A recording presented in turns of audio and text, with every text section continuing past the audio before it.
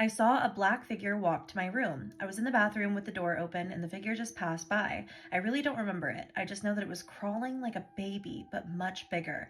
When I woke up, my cat was hiding in a corner. Paranormal things always happen with that cat. When I was little, I was playing with my dolls and I had a small little plastic toy dog, so I put him on his little bed, then I looked away to continue playing with my dolls. But then when I wanted to get the dog, it was out of its bed and facing towards me. This person just commented a photo, and if you look closely in the background, you can see an extra face in the dark. Back when I was super young, I was at my grandpa's place, pointed at the ceiling, and said, "The angry man on the roof," and cried.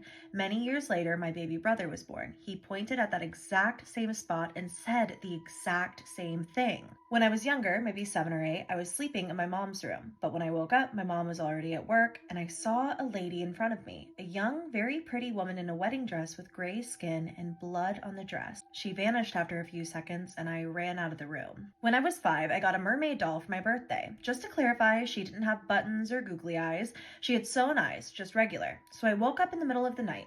My room was pink from the light, and I was holding her, and her eyes literally started rolling to the back of her head.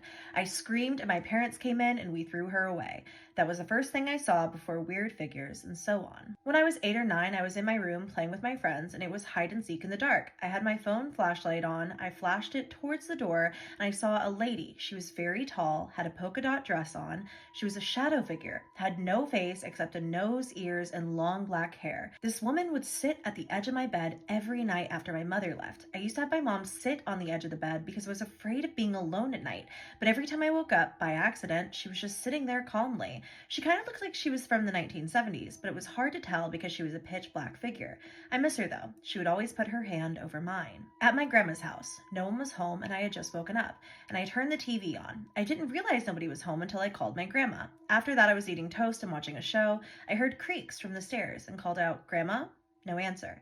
I went to check and no one was there. Another time recently, cold day, foggy windows, and it was nighttime. Right where my bed is, there was a pair of handprints right next to each other. And this is a picture of said handprints.